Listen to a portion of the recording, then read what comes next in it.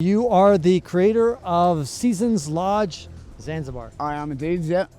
Very welcome to be here. Thank you. Okay, so tell me, when you first came here, there was nothing here, right? Yeah, it was just like scrubland, bush, what they call coral rag forest. A lot of these casuarina trees you see around. So yeah, it was just a bunch of trees in the coral rock, and so it took a lot of clearing. And when was this? This is 2008. So I got here in 2008. We decided, because my family live in Uganda, so we bought some land over here. Thought, yeah, kind of a bit of living the dream kind of thing.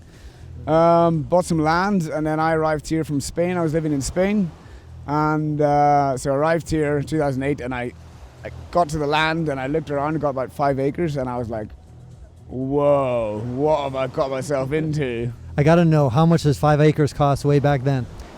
About $250,000. Okay. Yeah. And now? About $1 million.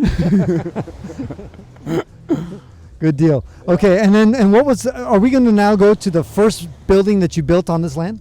Well, I kind of built. Well, funnily enough, I started building because we had permission to build 30 rooms, and I started building everything all together. So and then I realized how much money it was going to cost, and so we kind of like thought, okay, yeah. So we did it in stages. So this is actually just a phase of what we're doing. Let me speaking about phases. Today is a special day. It's Sunday, and you have the Sunday sessions, and there's music going on in the background. I don't know if everybody can hear it, but tell us about it. This is one of the things that makes Seasons Lodge kind of special. Yeah. So a couple of years ago, a buddy of mine, Clint Locks, and me, he's a South African who's DJ from Cape Town. Yeah, he's DJ from Cape Town. He lives here. He runs a tent company, Tentacles Tanzania.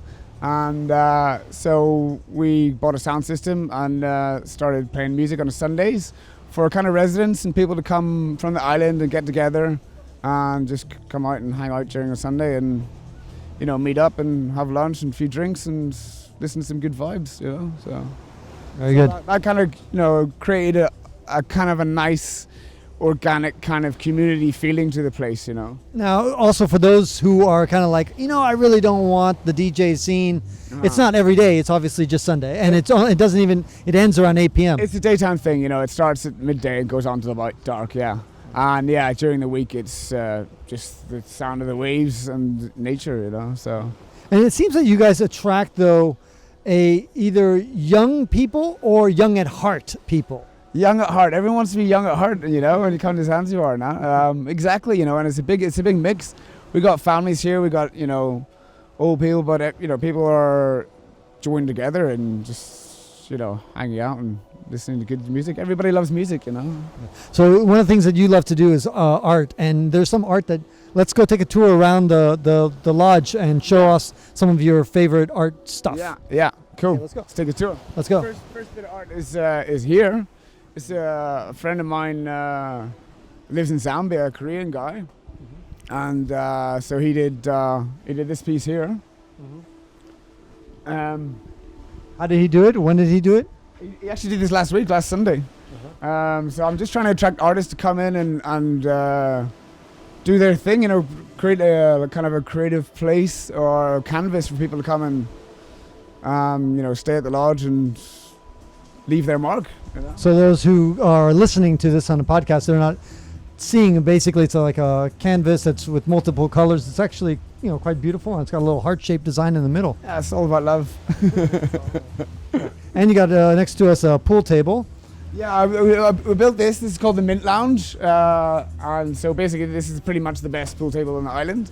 Yeah, you can play in the ocean. The best pool table? Well, pretty much the best pool table in the island, There's not many places that you can play pool and pretty much be in the ocean, So. Okay, so now let's go. Now the music is probably going to get louder as we get closer to the speakers. Yeah. But just describe here. It's got this huge lounge area where I see all places to sit down. It's covered to protect you from the sun if you don't want it, but you can also lounge, and there's a pool, everything. Yeah, so this is kind of our kind of chill out area. So you come here during the day for lunch and that kind of thing, and hang out during the day, sunbathe, or got kayaks, go swimming, that kind of thing. It's a kind of community space where people come in. And there's also Wi-Fi that's all over this place as well. Yeah, there's Wi-Fi. It is kind of island Wi-Fi. So, but yeah, it's free Wi-Fi. Explain what island Wi-Fi is for those who don't know. Oh yeah, you get certain trials and tribulations when you come to an island, and one of them is, well, there's a lot of them: water, electricity, Wi-Fi, all those kind of things. So people have to get their expectations set that this is not Germany. Exactly. Yes. Well, I think that's kind of the one of the things that people like, is that that's what people are trying to get away from. I guess the hustle and bustle of wherever they come from. It's quite a relaxed pace of life here. So when was this area built, and the pool and all that stuff? So yeah, this is all, I started 2008, and it took me about 5 years to build it. And so, yeah, it all opened about, 2013 or something like that. Been going since then.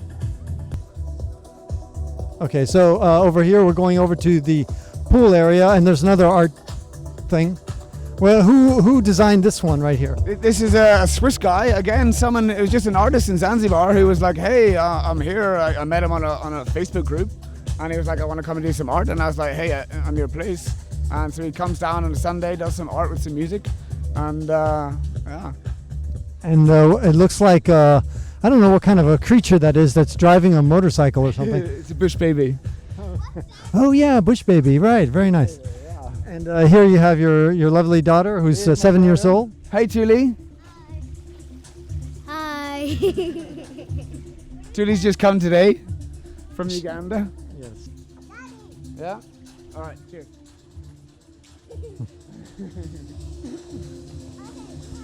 So I might get a bit loud with the music here. yeah, this is the part where the music will pump up a little bit. So we've got like this guy. This is a friend of mine. He runs quad tours. So there's various people come and they offer their stuff to do. Because the island can get quite. You need things to entertain you if you're here for quite a while. I mean, if you want to come here and read a book and hang out with your lover, perfect. But also if you want to kind of do some adventure sports and that kind of thing, then there's something for these over here. These are the rooms. We got 9 of these rooms. And they're all, this is like an old Zanzibar door. They're like 100 years old, these doors. And each room has got its walled garden and a nice veranda and a beach area outside. I built it with like kind of eco design in mind so it catches the wind. Hold on, I want to see, we see a bunch of wine bottles that are kind of like, it looks like a wine bottle art collection here. Yeah, so this particular one, this is, 2 things. This is an old pool table that I had that fell apart because things fall apart in the salt and stuff. And I turned it into a garden. And then the other one is a Christmas tree. So Christmas comes around, and so rather than having a fake Christmas tree, I thought might as well weld together something and reuse a lot of stuff. Who made that? I made it, yeah. Okay. So, so then how you have like these nice cottages. I don't know. You call them cottages? Yeah, I think we're calling them cottages now. We're going with cottages. We didn't know what to call them. People call them huts. I don't like huts. I like better than a hut. So it's a cottage. It's a cottage. We're going with cottage. Yeah. And then how many are there? There's 9 of them. There's 7 doubles and then 2 twins. Yeah. Okay. And then so when did those all get built? 10 years ago? 5 years ago. I mean, the whole thing. It took 5 years, and you just opened it all together at once. I kind of built everything together, all the foundations together and then all the walls and everything. It's quite funny because I had a team of about 30 guys, and we all did everything by hand, had no big tools or anything. And yeah, my guys were kind of doing as I instructed, and they had no idea what it was going to turn out like. And it was pretty much put the curtains, on the windows, and then put the mattresses on. They were like, "Oh wow, great idea! Well done, man." It does look great. It's got this kind of funky, artistic feel to it. Very cozy. I had a lot of time on my hands, so I go to bed thinking about what I'm going to do in the morning and wake up. This is kind of my ethos of reduce, reuse, recycle. So this is an old dowel that I found on the beach somewhere, and these are all hinges because in my hotel I have I think I counted as 542 hinges in the whole hotel because all the doors they're louvered doors, 3 hinges per door. So for those who can't see it, they're let's say listening to this, a dhow is kind of like almost a canoe, basically. Yeah, it's kind of like a local canoe for fishing canoe. And you've got it covered. The hull of the dhow is covered with door hinges, made in kind of a very artistic way. Yeah, because I had to replace all the hinges because being so close to the sea and so much salt in the air and the sun, everything has a lifespan and it all will, corrode. So replace all the hinges. So what am I going to do with all the hinges? I'm going to throw them away, or I'm going to leave them in a pile and walk past them for a couple of years and think about it, and then one day go, oh yeah, let me nail them to it down and make something that is kind of aesthetically pleasing, you know. When was this house first built? 10 years ago? I actually know the house is the last thing I built. So I lived in various different places and staff accommodation, stuff like that, and built the hotel first. And then, so the house was kind of a treat to myself at the end. But it is now where my kind of base is and where my creativeness, so to speak, comes from, you know. So. Now, you have always been an artist, or did you kind of like become an artist in Zanzibar? No, yeah, I became an artist here. Actually, my girlfriend's an artist, and so I built her an art studio. And then when I built that, then I kind of started playing around in it, and then I was like, this is quite good fun. And then I kind of stumbled into artisticness. Okay, very good. And so this is a 2-story building. It's made out of, looks like a lot of stone placement, or at least stone. What is this called? Coral stone. Yeah. Coral stone. Yeah. Well, what this is, the house is actually built on stilts. So it's built on stilts, and then it's a wooden deck, and then there's the coconut beams placed in the concrete there. And this space was actually just nothing.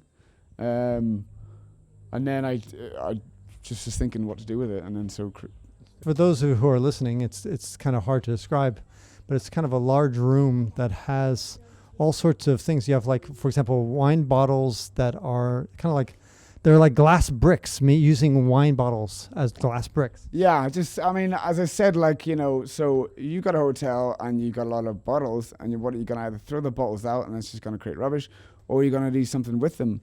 So you can either build walls out of them, or you can, like, I do a lot of glass melting stuff. I've got a kiln out the back, I'll show you in a minute.